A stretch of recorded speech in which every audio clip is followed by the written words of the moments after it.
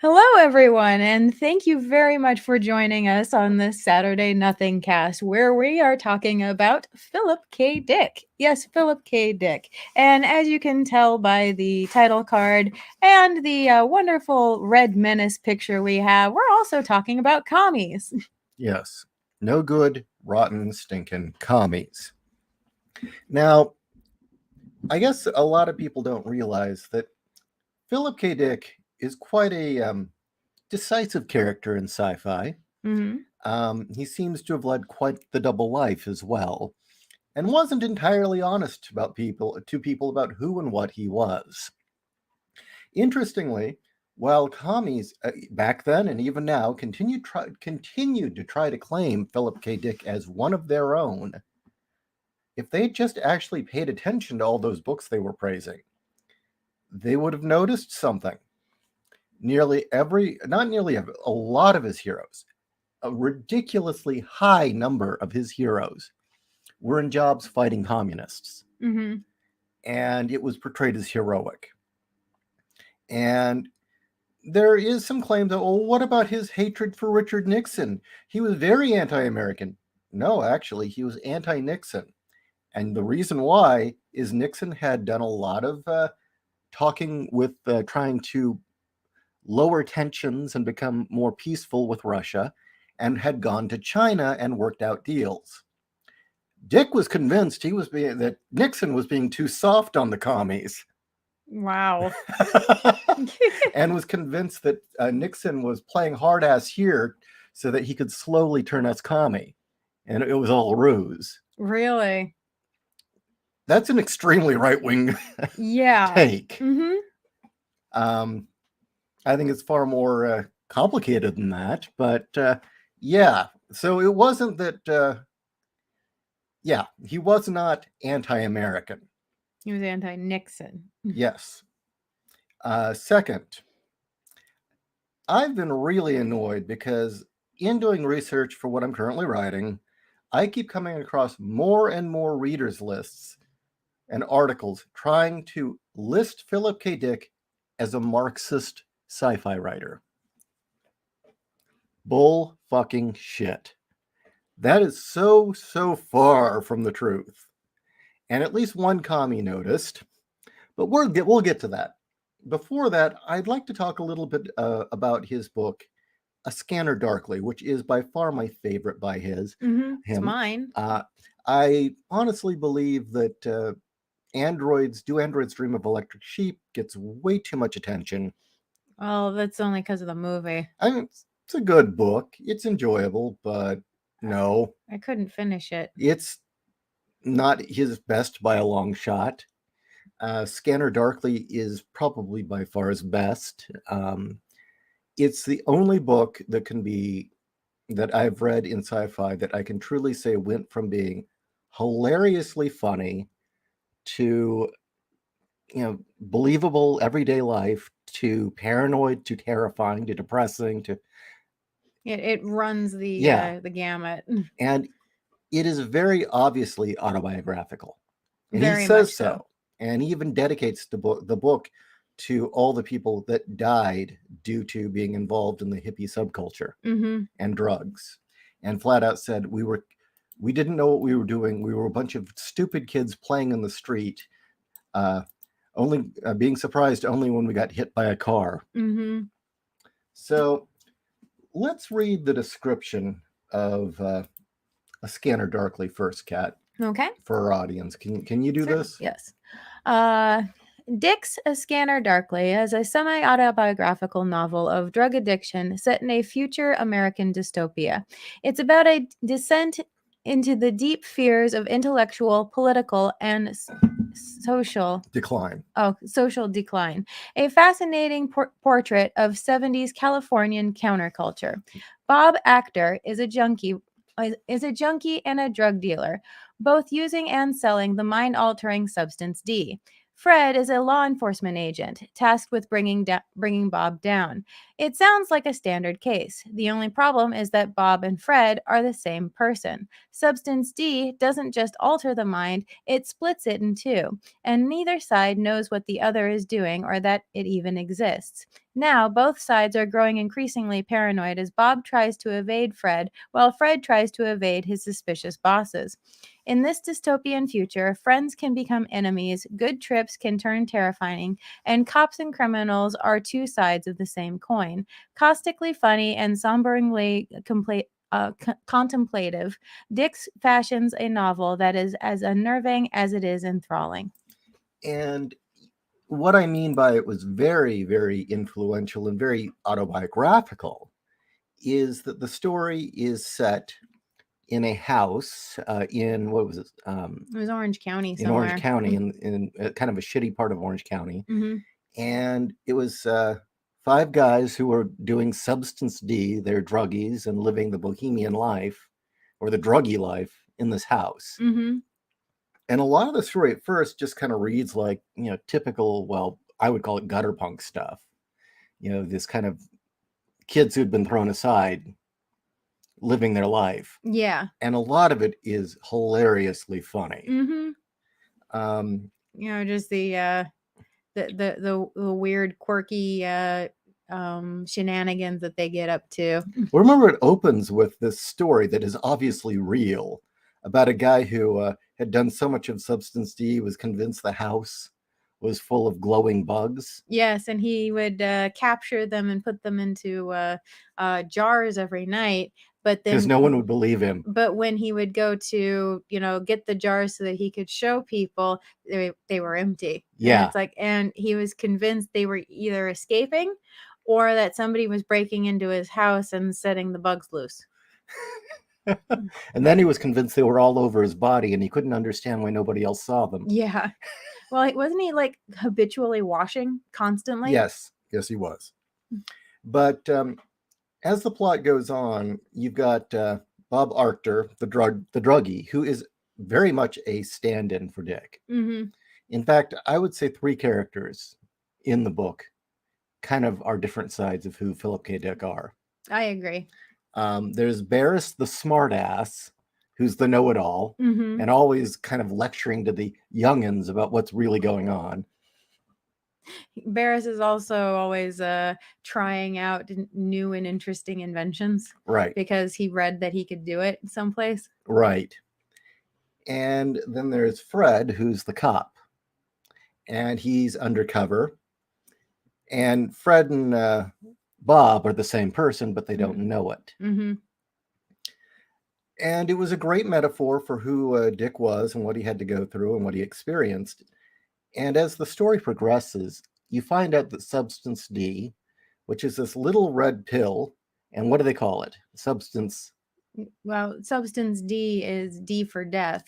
And as the story's going on, you find out that it's actually being produced by a cult, a communal cult, where everyone lives a communal existence. For what? You're forgetting a part of that cult, or have you not? Or No, go ahead and say it. It's not just a cult. It's a rehab facility. Yeah. It's called New Path. And, the idea is that you go and you live and you work on their plantation and you get rehabilitated from your life of drugs and sin. Except nobody ever comes back. No. You live and die on their plantation. And you find that they definitely have plans of taking over the United States. Mm-hmm. And the other thing, I think it's in that book, but it could have been Valis, I can't remember which. There's the talk about how one woman went to a different rehab facility called Est, mm-hmm. which used communist China or Maoist style shaming sessions to break you out of addiction. Well, I know in Scanner Darkly, he's like put into a room where they're like shouting at him, "You're worthless." That was the woman. Yeah. Okay. So it is Scanner Darkly. Yeah. And she takes herself up to the top of the building and chucks herself off. Yeah. And Dick said, "No, this really happened. This was a real person." Mm-hmm. Yeah. And yeah, a lot of these rehab facilities and cults were based on communism. Mm-hmm. Um, do you think we need to say anything else about the movie or the book? I mean, the movie is very close. The movie is extremely close. Yes, of course, there's always going to be more things in the book. You don't get all Yeah. the little side stories. You didn't get all those side stories, and some of them you didn't get the full uh conclusion of the little Right. side story, but that was okay. You didn't need the conclusion, like the bicycle. Yeah. Like the story with the bicycle, and the story with the bicycle is that Well, a certain word was omitted from the bicycle story oh, in that the too. movie. That too. But no, Barris comes home all excited that these kids down the street were selling this 10-speed bike for like $40. And that then launches this huge debate on whether or not Barris had been gypped, if they had scammed him, because they were only able to count 7 gears on the bike. Yeah. And it goes on to like everybody in the house counting how many gears are on the bike and going through this this whole thing. It was like, well, no, it should be this many, and if it's going to be 10 speed. And in the movie, it ends with Barris saying, "I'm going to go down there and give those kids a piece of my mind," and it just ends with that. Where in the book, you actually get the no, in the book, they're on the front lawn, arguing about what they're going to do. And another person comes by and says, "Oh, no, no, no, you have 10 speeds," and like explains to them how the gears work. And none of them could. Yeah. It's like, oh. But yeah, the book is always better. And it's one of the, he's got such an easy and, I mean, the style is almost like you're hearing him tell it to you. Mm-hmm. It's so honest. I Yeah. really like that about the book. Anyway, that's what you need to know about A Scanner Darkly. For now. We'll tell more. Yeah. And at the time, I've read it like 3 or 4 times now, and it has influenced how I write. I think you might actually see that in Scars some. Bramando says, "Is that what the mental home from the Antibodies book is all about?" Which one was that? I don't know. But anyway, I haven't read all of his books, but quite a few.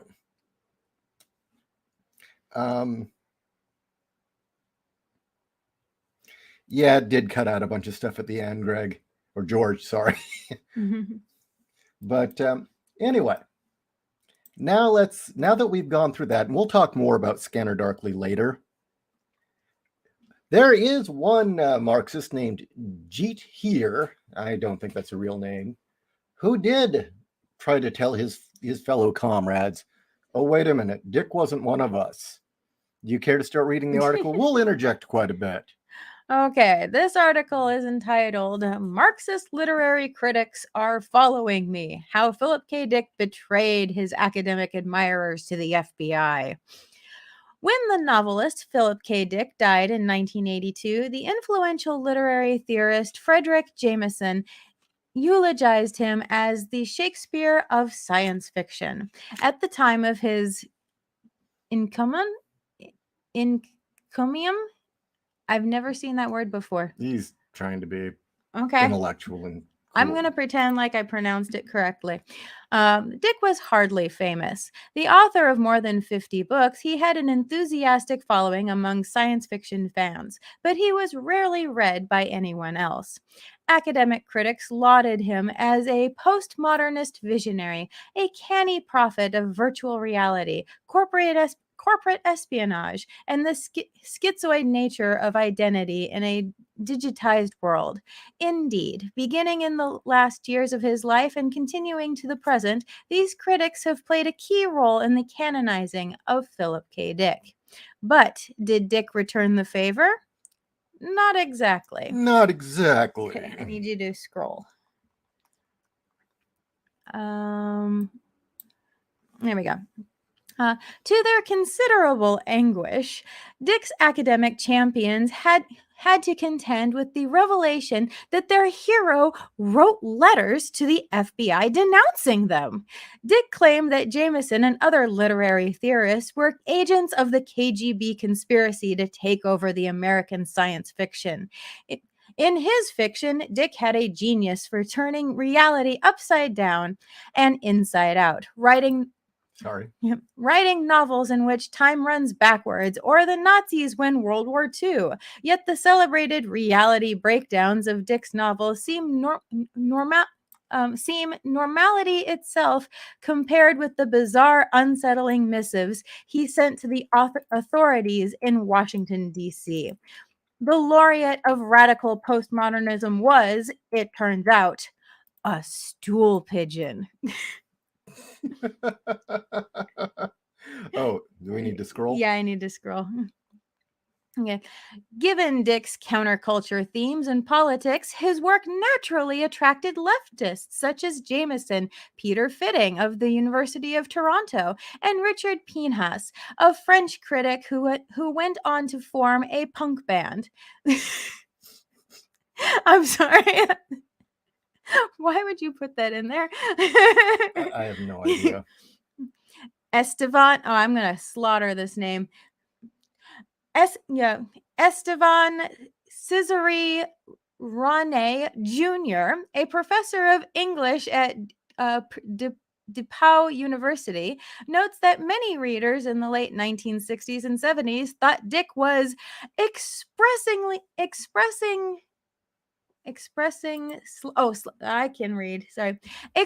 sly critiques of capitalism and the American bourgeois world picture. The SF novelist Thomas M. Dish praised Dick for writing self-consistent social allegories of a more or less Marxist bent. They see, it's kind of like, you notice how there was that time back in the 80s when the born-agains were trying to claim everyone as one of their own? Yeah. Or how the really hardcore Mormons started claiming everyone? Yeah, basically that. But could these critics trust Dick? Never trust Dick. Never. What's in the name? Even before their pains? That I've never seen. He's trying to show how smart he is. I hate it when people do that. These you pull out one or two $4 words. You don't have to blow your wad on all of them. I've got a dictionary too, but shit. Even before their pains were published, Dick, but this is spelled Paeans. I know what the word pain is. It's just that spelling of it is just what the fuck. Well, let's find out. A song of praise or triumph. Okay, Pania. Pania. No, but there's no a. But there's no pain. Yeah, it's pain. Pain. Who the fuck knows? He's just trying to show how brilliant he is by using a thesaurus. He's the dick. He's the dick. He's the dick. Even before their pains were published, Dick had begun writing a stream of letters to the FBI. In the earliest of these, written on October 28, 1972, he asserted that several months ago I was approached by an individual who I have reason to believe belonged to a covert organization involving politics, illegal weapons, etc., who put great pressure on me to place coded information in future novels to be read by the right people here and there, as he phrased it. I refused to do it. Okay. That's almost word for word what Barris did when he went in to turn in people. Well, time to step in. Okay. They're playing it off like that's crazy. In the 60s and 70s, that absolute bullshit, in the 50s even, that absolutely did happen. Mm-hmm. There was a point in Hollywood where if you didn't say yes to those people, you didn't get work. That's true. And for those who don't know it, the SFWA has always been full of Marxists. It's just at one point they had a sanity wing as well. Mm-hmm. people who weren't Marxists. They had libertarians and conservatives and religious people writing as well. They all got kicked out. Mm-hmm. So just to kind of back that up, What are you looking up? Asimov's little club. Oh, the future. The Yeah, the Futurians. Futurians. Not the comic book. No. But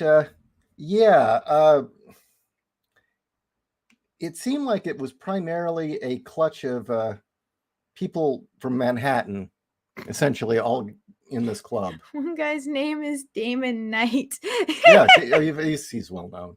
But Isaac Asimov, James Blish, I'm only reading the recognizable names. There's a ton of people in here.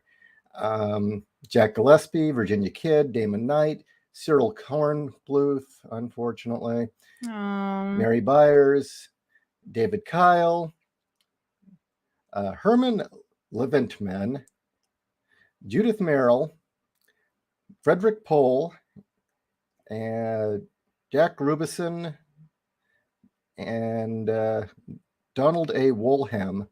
I think those are all the recognizable names. We're all members of this group that was dedicated to seeding communist messages into their books to convince American youth how swell and great an idea communism is. And that is the foundation. Which, again, I cannot read. Also, was it Caves of Steel? Mm-hmm. Oh, that's was not supposed to be a dystopia. Asimov really thought that was a great way to deal with all the dumb people. Caves of Steel begins with our main character getting brainwashed into thinking that this is all a great thing. And it turns out Asimov wasn't a big fan of the little people having free will. No, seriously. No, actually, that's in Caves of Steel. They're like, well, we couldn't take, he says, why did you have to, give me a drug to make my mind more susceptible to your shit? And they're like, well, we couldn't take the chance of you making up your own mind. Right. I mean, they claim that, if his convictions were strong enough, they could have broken the mind control. And so therefore they weren't really controlling his mind. He still had free will. It's like bullshit. So, yeah, there had always been a strong contingent of commies within the SFWA to begin with who did have ties to the Soviet Union. Were they receiving money or not? Good question. But let me tell you, just like the SFWA's woke crowd, the intersectionalists who hate America are now buddying up to China, back in the day, they buddied up to the Soviets. Mm-hmm. And when the new wave came in the 60s and 70s, they were even more communist because they were stupid. Honestly, I think a lot of them did it because it was 60s and it was a cool thing to do, and they were such individualists that they had to join the club. That sounds about right.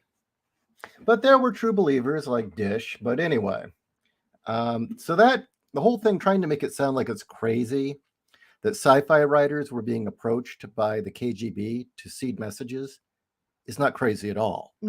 No shortage of writers and actors and directors were approached. Hell, Hollywood writers were almost all communist at one point because of this.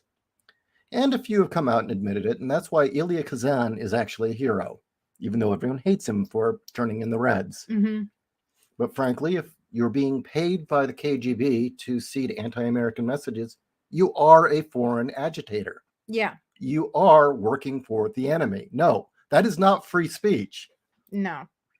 If it was just if it was just your opinion, that would be a little different. Up. No, I had it. Sorry. There we go. Okay, perfect. Okay, do you want to pick up? Do you want me to pick up? Yes, I do. Pick it up, baby. Oh, I can pick it up. And I can hold it too. Is it heavy? Oh, very much so. I have to use both hands and hold it very firmly. Just read the fucking article. You're making it totally impossible to be taken seriously here. Okay. We're running a legitimate, serious podcast about writing and history. Aren't And we? dicks. And dicks. And I'm a gray alien. I am the lone gray alien in the reptilian publishing industry fighting the... But at least you have a woman with big tits by your side. Yes. Yes, I do. Anyway. All right. Did you know Isaac Asimov liked enema? He did. He really did. And apparently you could track his movements through convention halls by the squeals of women as he grabbed their asses. Yeah. He also had a very expensive art collection of people getting enemas from France. He liked them enemas. Yeah. Yes.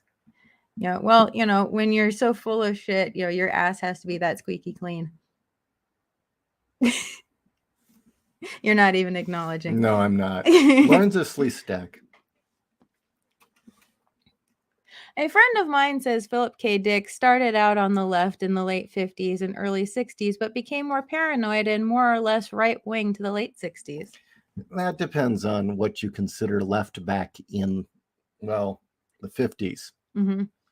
First off, in the 50s, his first published full-length novel, The World's Jones Built, communists were not good guys. And as far as Dick was concerned, they were no different than Nazis. And he often merged the two when he had essentially fascist regimes. They tended to be a mix of socialism and communism. Yeah, that makes sense. Yeah, it was kind of a mashup of Hitler and Stalin. Mm-hmm. And that was a repeated theme throughout his stories. And in his first book, The World That Jones Built, and I believe that is the first full-length novel he wrote. And I'm not talking novellas, full-length novel. The story is about how world peace is achieved through moral relativism. There's no more religion, really. I mean, you can believe something, but you really can't believe it. You can have strong convictions, but you really can't have strong convictions. Essentially, you're not allowed to have a strong opinion. Everything's morally relative. You can't judge anybody. And the world is settled into... Don't judge me. Yeah, has settled into a very bored life of debauchery. That you're sitting around doing drugs and watching sex shows and letting the world pass them by in boredom. And that people have lost their passion. They have nothing to believe in. They have nothing to live for. And Jones, who is a mutant from the outside, who's been warped by radiation, is able to see the future somewhat. And he is very easily brings everyone into the fold of his fascist regime because it gives them something to live for and something to fight for and something to believe in. Interesting. Also, no one ever wants to mention he was a lifelong Christian. Was he left? Well, insofar as he was a Quaker pacifist, if you consider that left, okay. Well, what was it that you were telling me about when he got drafted, right? Right. He got kicked out because he lost his mind. He flipped out one night. Well, he had such a conflict with the idea that he'd have to kill people that apparently he had a nervous breakdown, started rambling in tongues, walked out in the middle of the night to the training ground, got on his knees naked and disassembled his rifle. And they said, okay, you're out of here. Yeah. So, yeah, what do you mean by left wing? Also, back then, left wing might have meant you were supportive of unions. Mm-hmm. So, yeah. I mean... unions were not what they mean now. No, unions were not basically the working class getting screwed by a handful of lawyers running them. Mm-hmm. Which is what unions are now. Mm-hmm. Pretty much. Mm. Okay. Dick went on to suggest that this mysterious organization had successfully recruited at least one science fiction writer, Thomas M. Daish. I stress the urgency of this, he wrote, because within the last 3 days, I have come across a well-distributed science fiction novel which contains, in essence, the vital material which this individual confronted me with as the basis of encoding. That novel is Camp Concentration by Thomas Daish. Around the same time, Dick grew suspicious of Stanislaw Lem. Okay, well, Daish was a raging communist. Okay? That's not even in question. He was a big-time communist. Was he receiving KGB payoff? No idea, but I wouldn't see him turning it down. He was also an asshole. Just put blunt. Yeah, he was a very bitter piece of shit. Like, what did he do? And yes, apparently at one point, Philip K. Dick was his mentor and was trying to help him get his start. Dick turned him in. Why? Interesting. Was Dick crazy? Yeah, he was. But just because you're insane doesn't mean you can't recognize evil. It doesn't mean you can't have a moral center. I mean, look at Alex Jones. He's out of his fucking mind, but how much has he gotten right? And I can honestly say, for all his insanity, Alex does have a moral center. I really can't say that of some very sane communists. Yeah. Anyway, just to give you a sense of the kind of person Thomas Diesch was, he had a hate boner for Heinlein? Yeah, Robert A. Heinlein. He had an absolute hate boner for the guy. Just always going off on him being a militaristic warmonger, and repeatedly put forth calling him a closet fag, claiming that Heinlein is a fag. That Heinlein's machismo was just a front to hide that he was really a fag.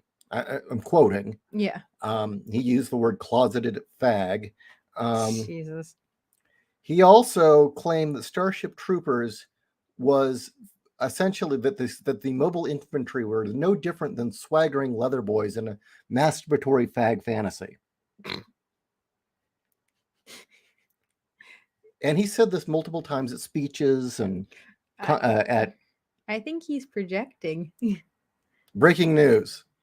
Thomas Diesch was a closeted fag most of his life. He must love Judas Priest. But yeah, the guy is just a bitter asshole. Yeah. All right. Should I continue? Yes. Okay. Around the same time, Dick grew suspicious of Stanislaw Lem, who was starting to gain an English-speaking audience for his satiric science fiction. In November of 1972, Lem had secured permission to have Ubik translated into Polish.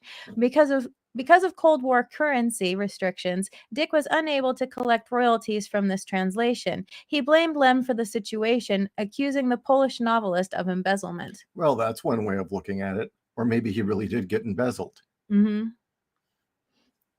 March of 1974, he claimed to have received two mysterious pieces of mail, a fan letter from Estonia and an anonymous clipping from a communist newspaper. Under the guidance of the Pink Light, Dick concluded that these letters were part of an effort to put his loyalist to the test. Connecting the letters to the dispute with Lem, he wrote to the FBI asking for assistance against the communist conspiracy. Also, I don't know if it's in this article, but people had subscribed him to the Daily Worker. Oh, yeah? And various other communist publications and were flooding his mailbox. This wasn't paranoia. This was really happening. Shit. So regardless if it was just people harassing him. Well, it says right there that he traced it back to Lem. Yeah. So, yeah. Yeah. Really?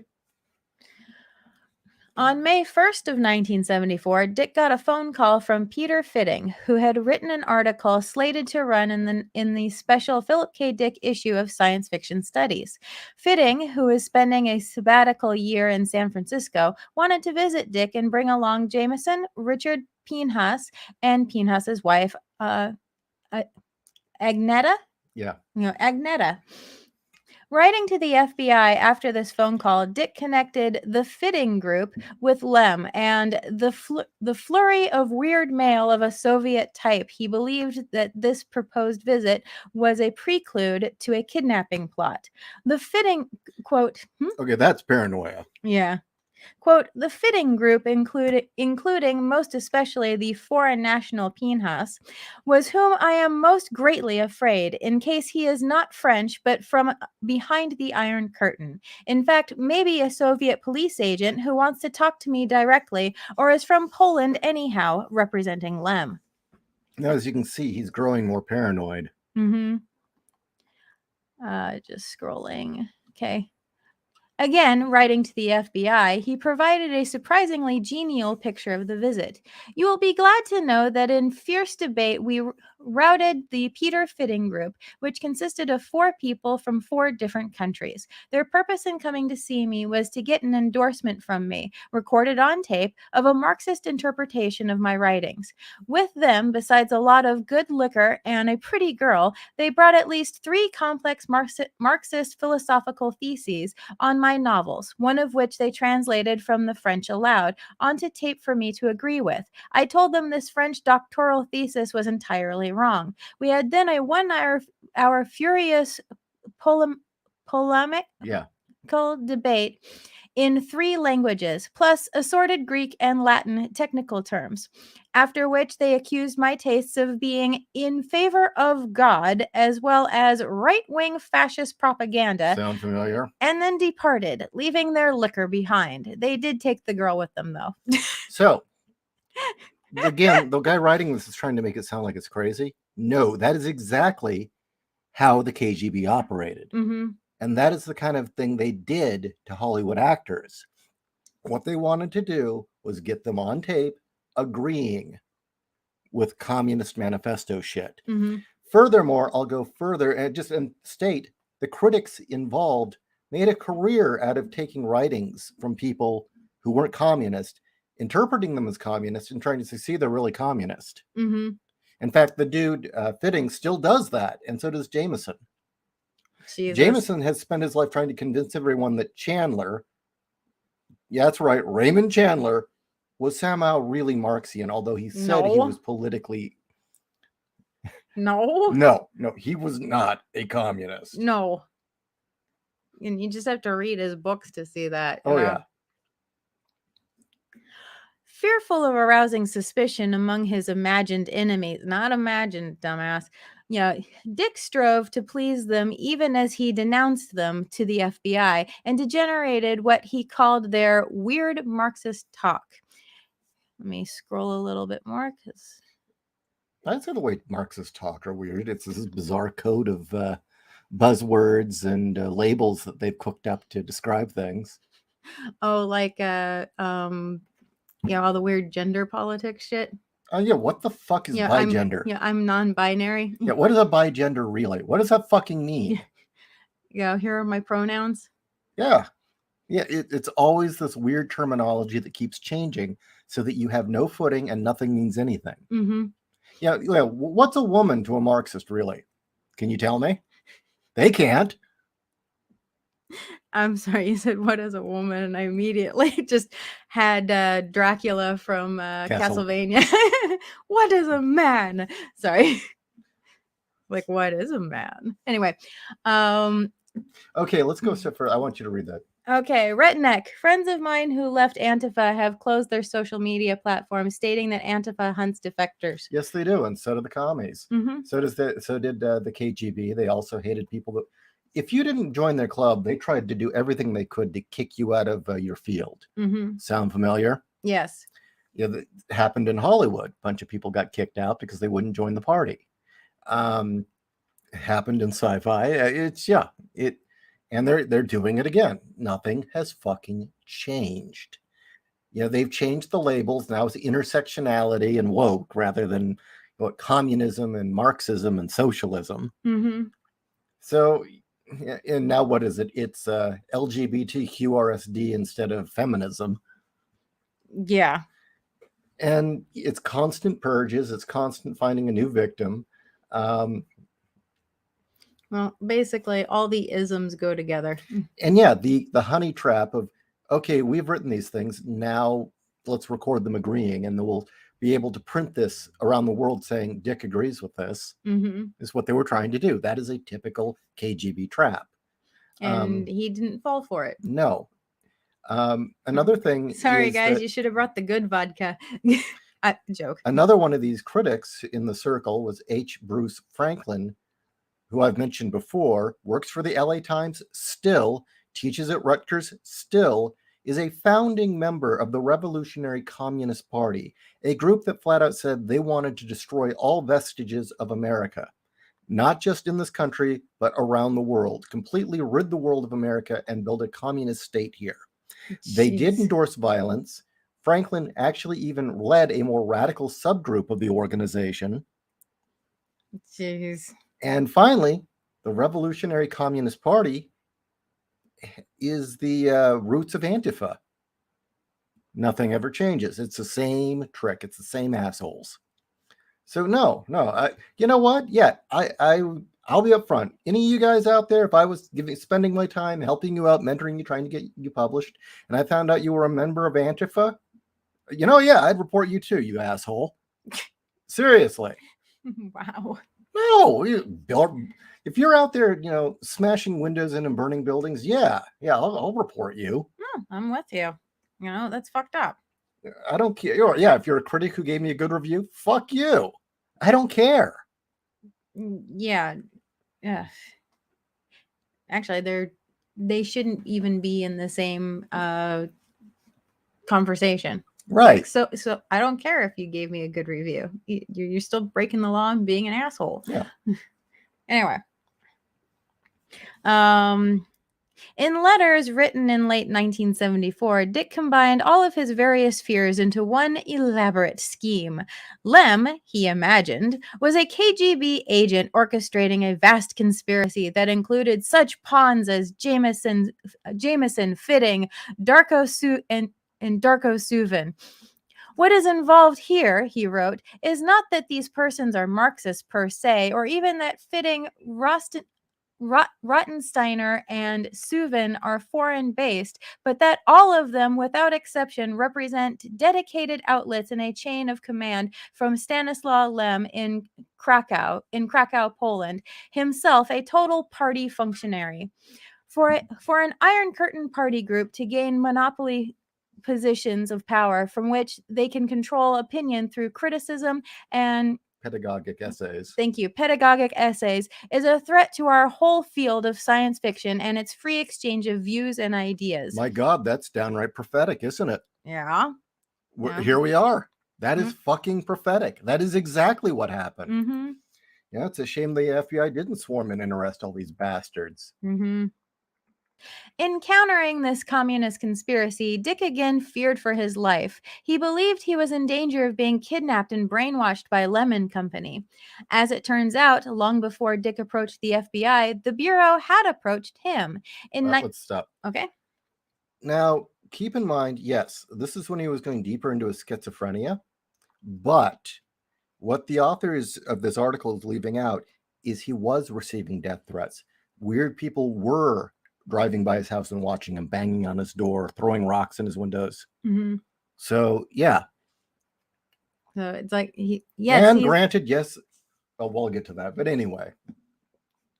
In 1953 or 1954, Dick and his second wife, Cleo, were repeatedly approached by two FBI agents who hoped but failed to recruit the young bohemian couple to spy on students at the University of Mexico. According to Dick's biographer, Lawrence Sutin, these encounters had a lasting impact and planted the seed for Dick's future anxieties about the national security state.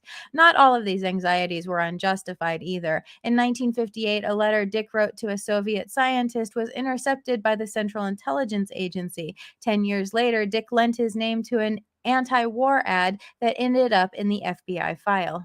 Okay, hold on. Here's the thing. Scanner Darkly. Right? Mm-hmm.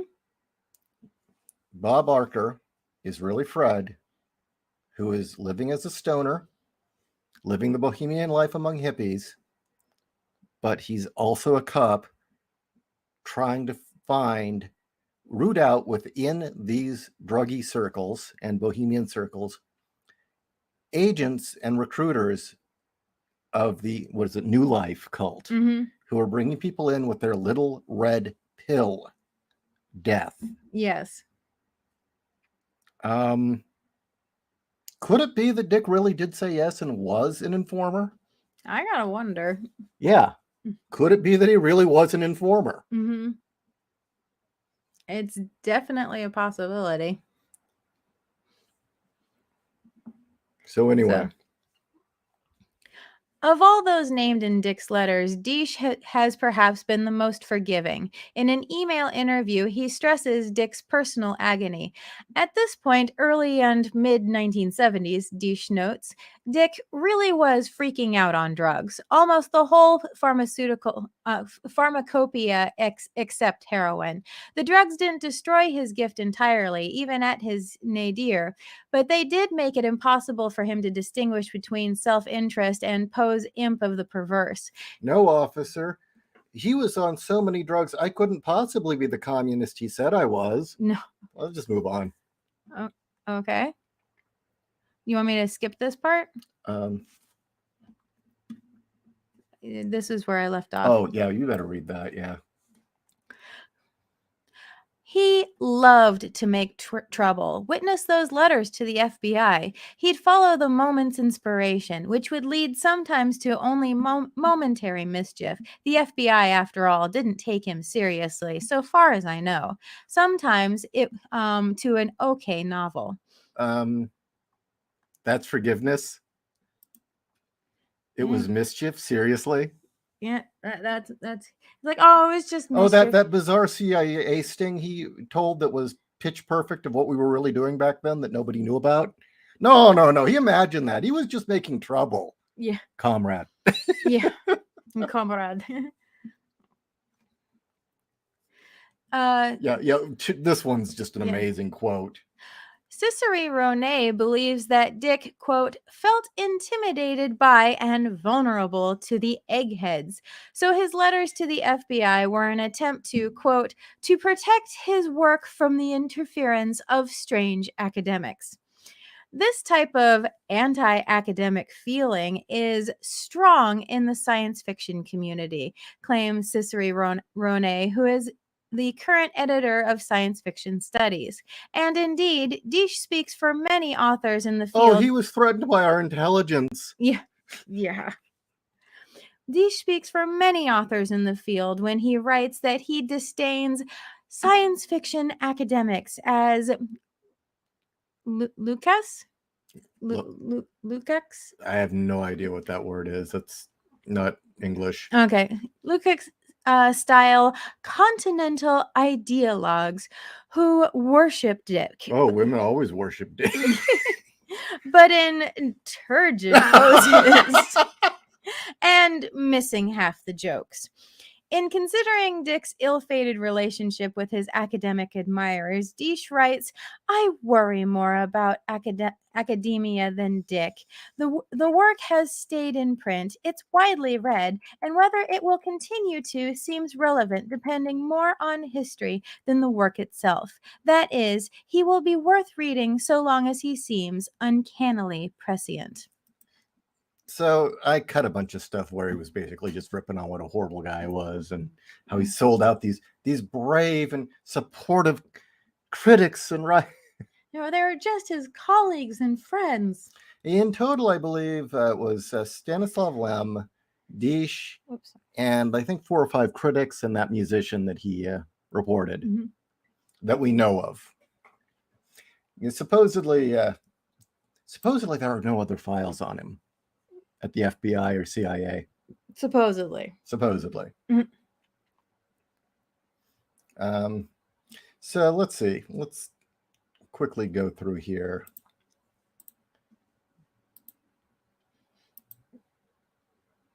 We'll do this one. That one works.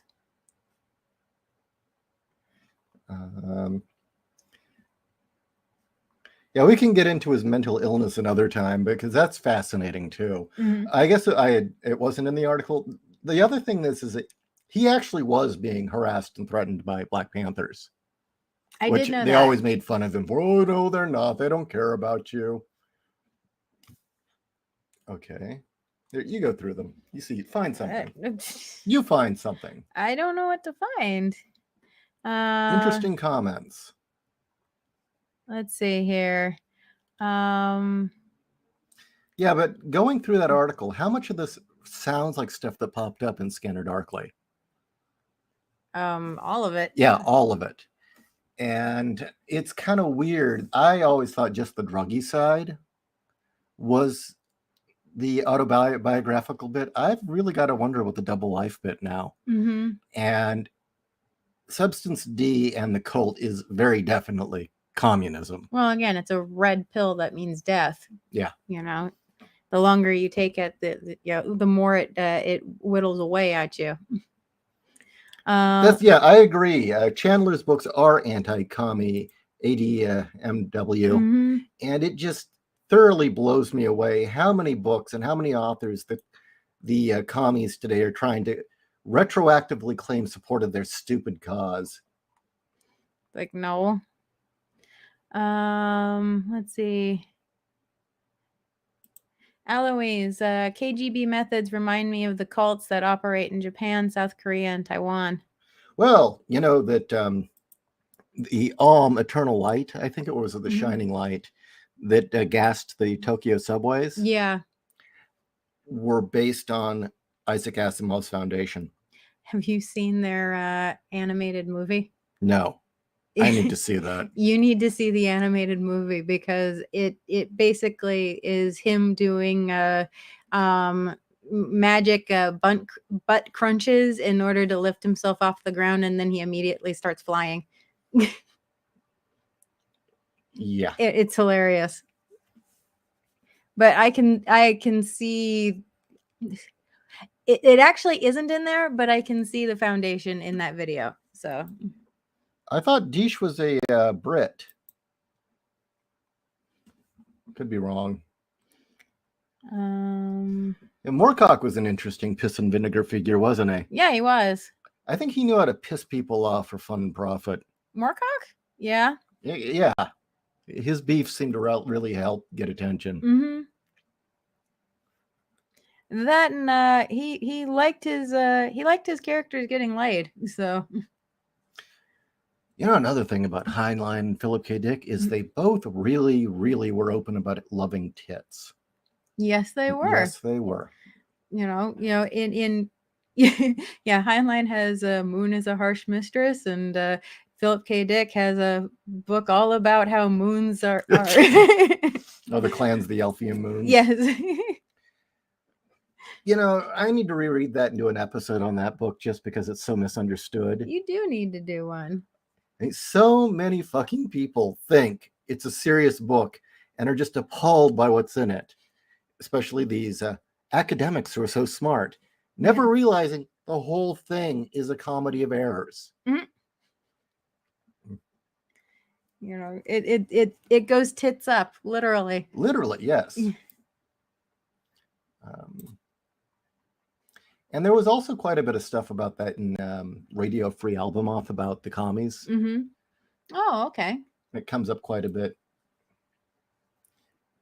In his feeling that Richard Nixon was being way too soft on the commies and buddying up to them.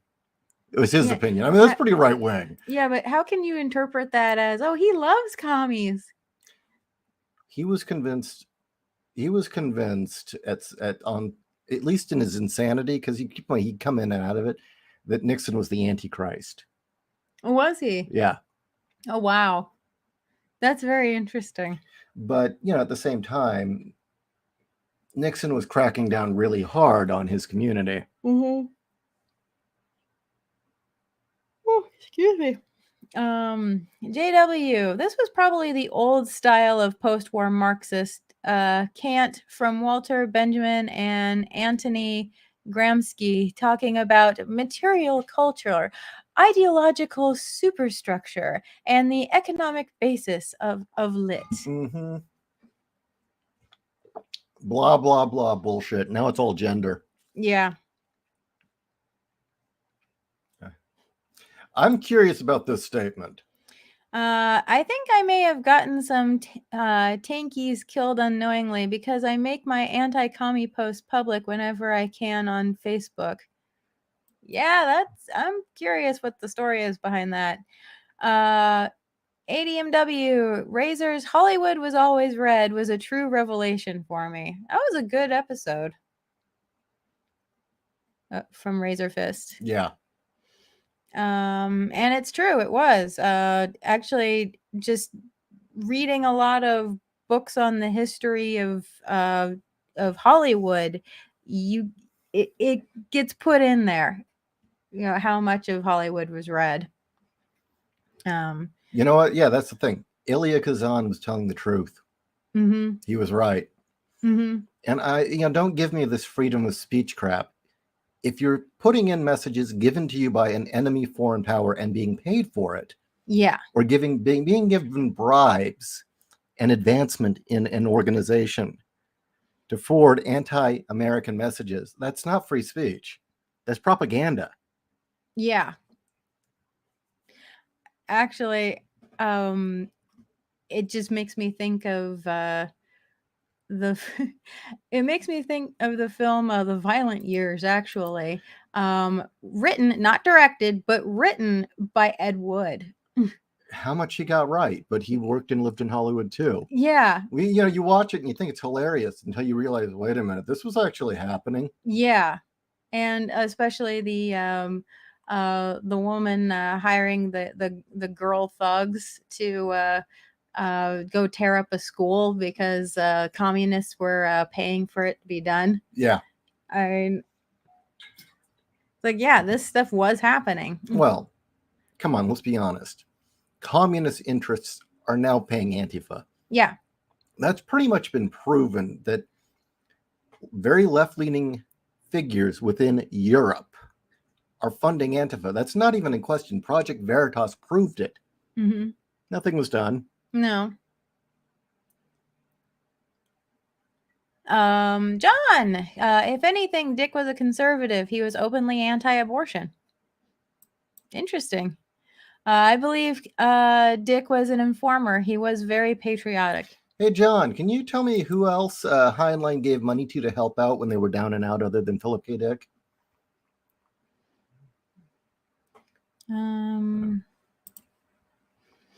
Eloise, my old high school friends still have me as a friend on Facebook, and they decided to join Antifa despite my warnings against it. My anti-commie posts likely got the idiots killed. Did they actually get killed?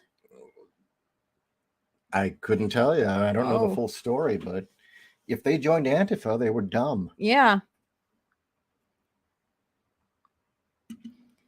If you're going to go out and torch buildings and you get shot, well, am I supposed to feel bad for you? No.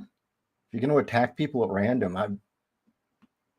it doesn't matter. You get what you fucking deserve. It doesn't matter if you say you're doing that to protest something that bad that happened to somebody else. Somebody else somewhere that probably didn't really happen. Yeah, that gives you no right to torch, private property or steal or, to beat up cops.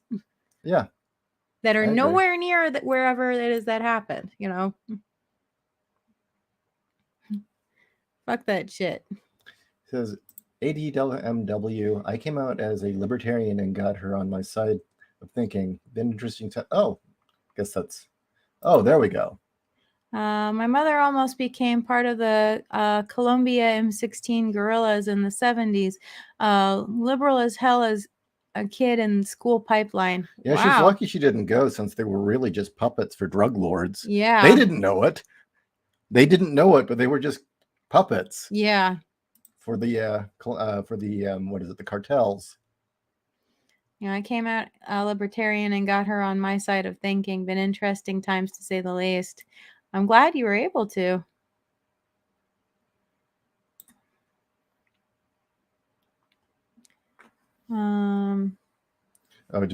That's the.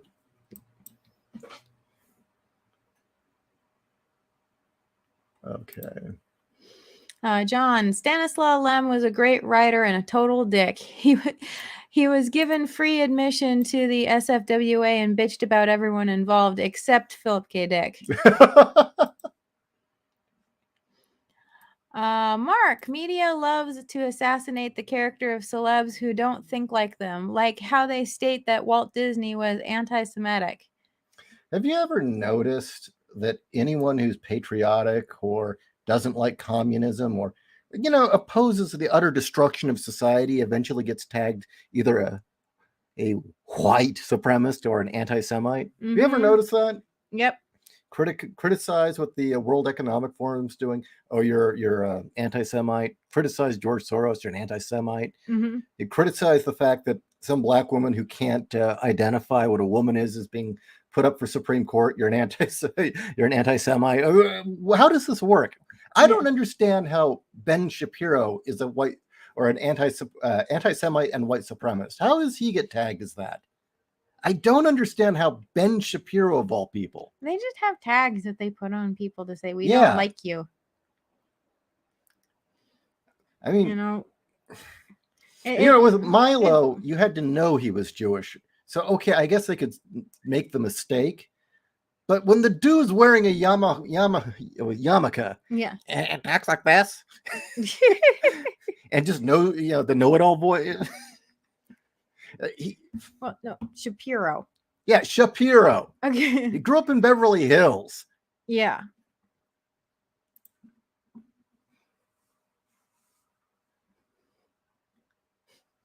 I told you he reminds me of that one weird Jewish kid in high school, right? Yeah. That he reminds me of the kid who would come to debate class, and his best friend was a Palestinian kid, and every club meeting, they just wanted to debate Israel and Palestine, and whenever we left them, they just get up there and scream at each other, and they were loving every moment of it. They weren't really even listening to each other; they were just screaming. No, they're just having fun. George, I think Alex Jones was in the movie. Yes, he was. It was a great cameo.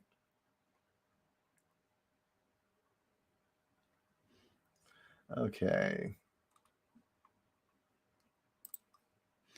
Humble Marty, the whole argument reminds me of the philosophies of Nietzsche versus the common sense of G.K. Chesterton. You know what? I recently, I think it was G.K. Let me check. No, wait. It was.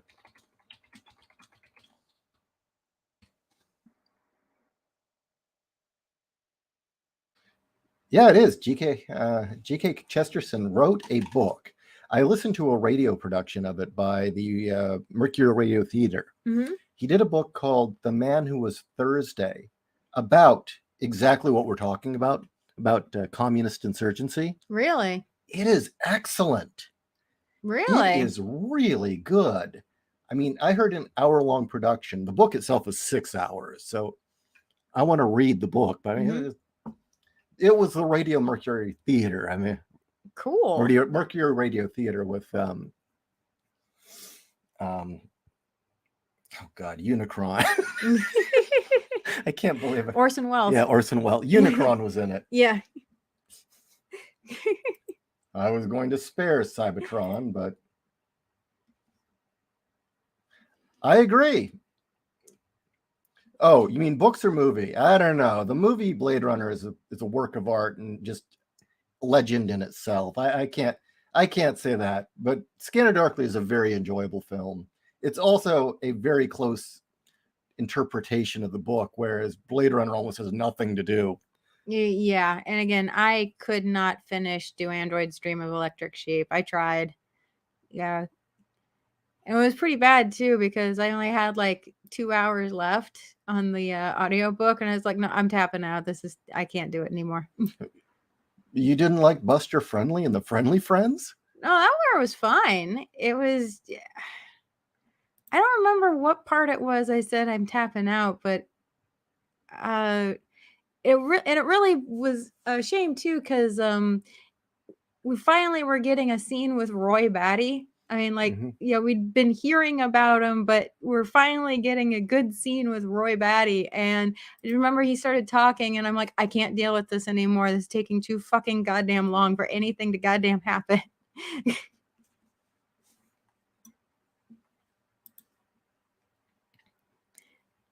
But in my experience, I have not met somebody who's finished that book. So maybe people here in the chat have, and you are a better man than I, but I have not met a single person who has finished that book. So, Eloise, someone mentioned Aunt Tifa hunts down defectors. Those tankies had me on their friends list. Oh. Yeah, they are kind of very unaccepting people, aren't they? Mm-hmm. We did an episode on the violent years. Maybe we should come back to it. That's not a bad idea, especially in light of current events. And it is a fun film. Oh, it totally is a fun film. George, one thing I like about Do Androids Dream of Electric Sheep is the wife threatening to die in venom on the moon organ when fighting with husband.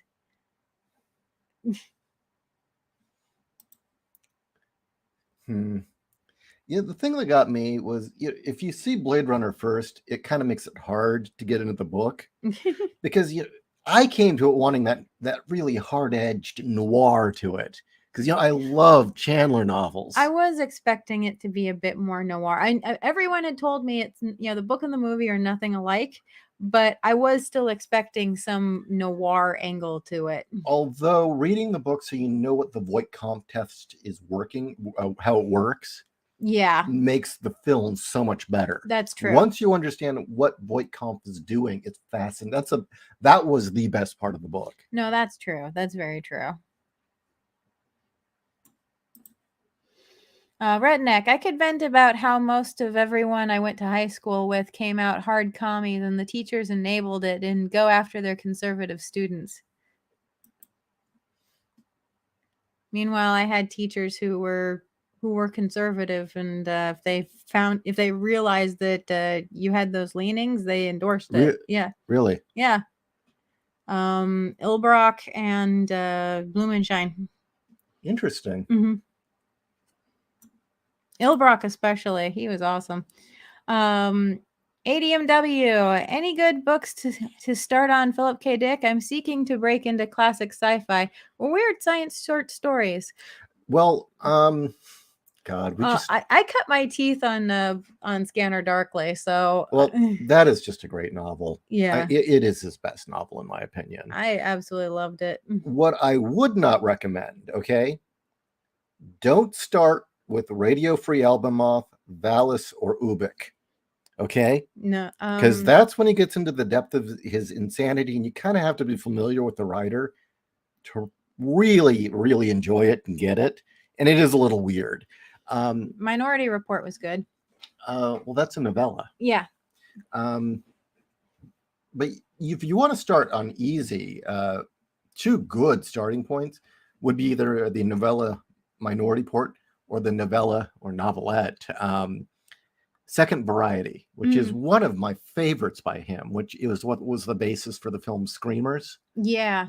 The film, once you read the shorts or the novella, you're like, that film could have been so good, and it wasn't. And We Remember It for You Wholesale.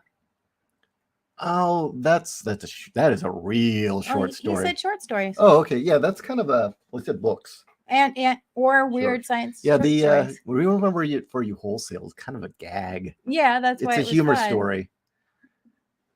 God, I wish I had time. I would just put our collection out. Yeah, because then a lot of people wouldn't have to go digging, and a lot of this stuff's out of print. Mm-hmm. But yeah, another good starting point is The World Jones Built. I really liked that one. Mm-hmm. Well, that is more in the realm of, I guess, classic sci-fi. It's Scanner Darkly really is proto-cyberpunk. It really is. It's like set day after tomorrow or 20 minutes in the future. Yeah. Oh, very much. You could see Scanner Darkly in the Max Headroom world. Oh, yeah. It's definitely not his standard fare. Mm-hmm. And his writing's a little different in that one and more personal. But as far as a straight ahead sci-fi story, and I do think it's way underrated, it would be The World Jones Built. So, and I mean, it starts with the character first meeting Jones in a carnival of nuke freaks that comes around every year from the wasteland. Nice. And Jones was working as a carnival freak because he was a nuke mutant. And then he sees him years later, and he's starting this fascist regime. And another thing is, I swear that story influenced Akira. Oh. Hear me out. Okay. Because there are two main plots going, or three. There's Jones and his plan to unify the world through fascism, the post-nuke world. there is our hero and the fucked up marriage with his wife. And in it, his wife is just, she'll fall for anything kind of. She, was a very much a moral relativist until Jones came along, and then immediately, yeah, that's what everyone's doing. She goes with that crowd. You're describing this, and all I'm seeing in my head is the setting hardware. Kinda, yeah. And then the third plot, which seems thoroughly unrelated for most of the book until the end, is there's this secret lab where they're raising a handful of children who are maturing into these short little, well, they look like the kids in Akira. Oh. And they're being kept in seclusion, and they're being evolved for a purpose. Interesting. That's in Akira. Yeah. So yeah, that's a really good one. For a laugh. Okay, this is just pulp fun, okay? Mm-hmm. It's got some neat psychological concepts, but it's a comedy of errors, and it is very, very classic pulp. Clans of the Alphean Moons. Which we were talking about earlier. Which is just, it's an easy read. It's funny as hell.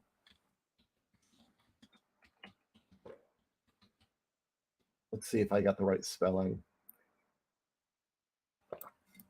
Oh, it's Clans of the Elfin Moon.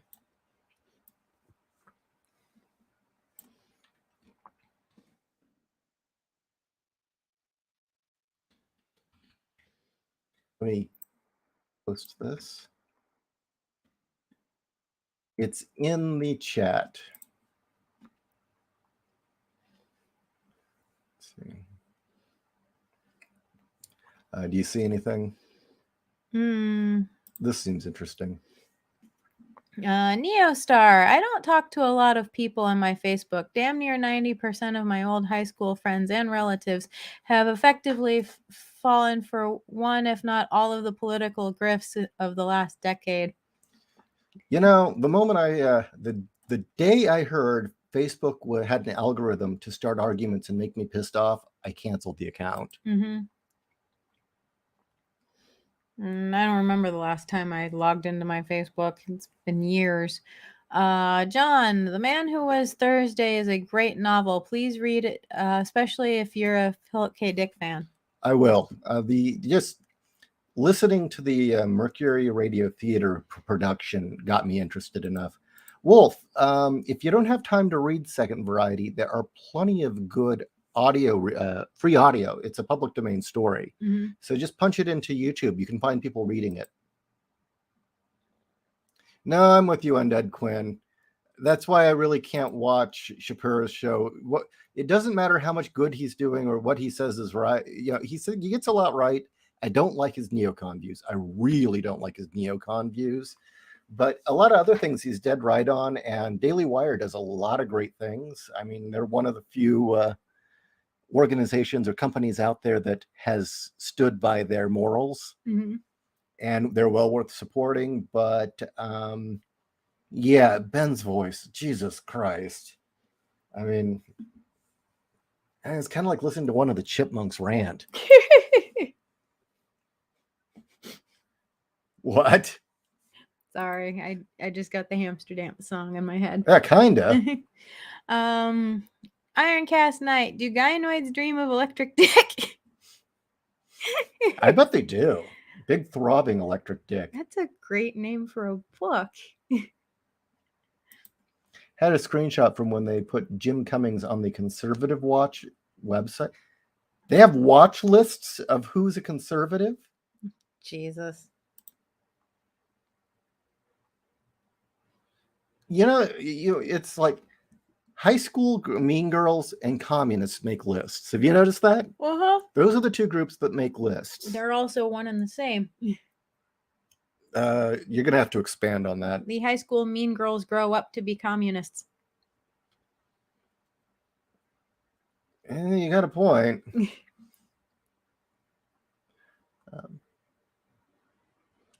Let's see.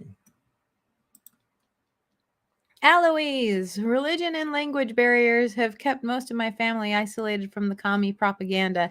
Some of my cousins have caught a case of the BLMs. Ugh. So, language barrier. What's your nationality, or if you feel okay saying or ethnicity? I guess is the right term. Just curious. Are you like what would be not Mediterranean, no, Caribbean possibly, or? I do not know.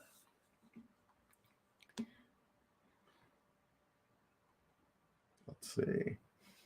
John agrees with you to do not start with Valis. Yeah. It's an interesting read, but no.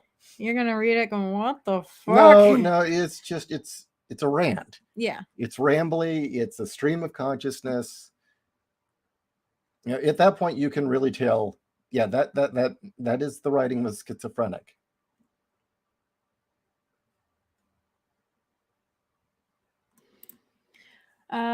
Ubik and do androids are good starting points. I do not agree with the do androids part, but that's my experience. The Man in the High Castle, Martian Time Slip, but again, the short stories are the best way to start.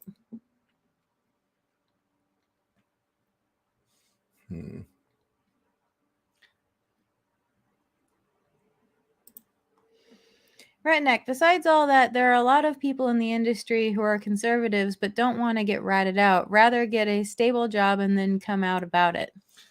And that is why we really do need to put all of our support into alternate economy, the parallel economy, alternate publishers.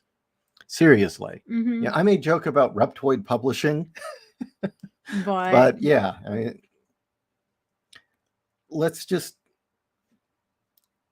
we have got to buy books from publishers who don't shit on you. Mm-hmm. You need to buy razors from companies who don't shit on you. Yeah. If you find a company or anyone that is doing something good who isn't shitting on who you are, they can be politically neutral for that matter. Those are the ones you want to support. You know, I'm not even saying you have to support the Daily Wire, who is overtly political.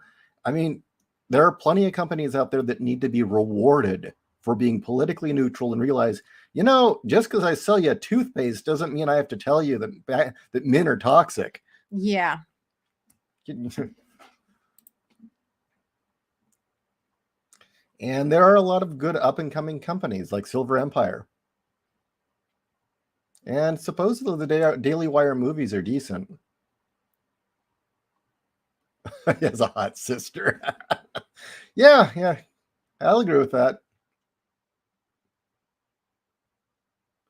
Let's see. ADMW, guys should see The Fresh President, a parody of Biden, like the best SNL that never was. Oh, is that out? Is that the one with Gina Carano? Oh, no, that's the one where she's the Secret Service bodyguard of Hunter Biden. Mm-hmm. I want to see that. I am so waiting for that to come out.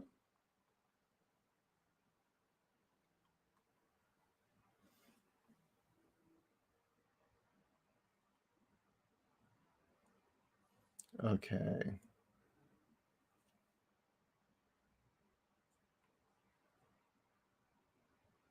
Valis was a great Sega Genesis game. You got me. I don't think it's the same one, but I could be wrong. I didn't have a Genesis. I had a Game Gear. You had a Game Gear? I had a Game Gear.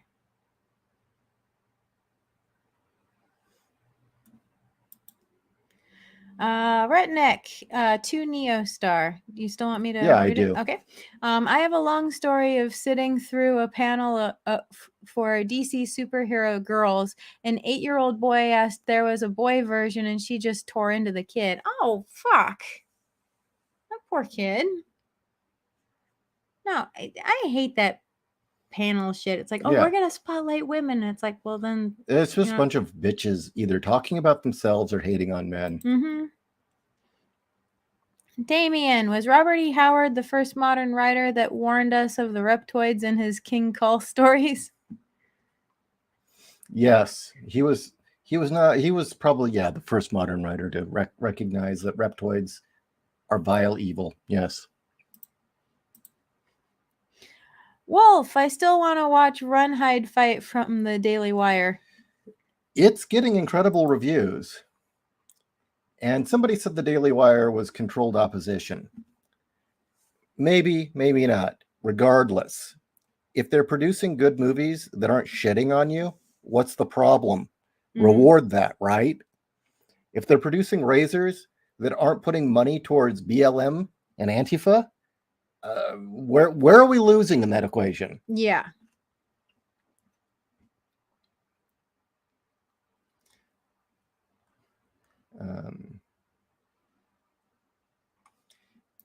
Yes, and that's why you should give your money to me. Of course, you guys probably already own most of my books by now. Wolf 10. Valis was a sword-wielding magical girl killing mutants and aliens. There are 3 games. Okay, well, why don't we call it a night? Okay. Sound good? We can call it a night. Mm. This has been a great discussion. We talked for nearly an hour and a half. Yes. That's pretty good. And now it's time for an hour of coffee. Yeah? Yeah. An hour of coffee. And then what? Is there no more coffee after an hour? Actually, I think I've only got one cup left, and then we have to make another. Oh. And that's going to take 6 hours to steep. Oh, yeah. Because it's a cold brew. Yeah. All right, everyone. Thanks again for joining us.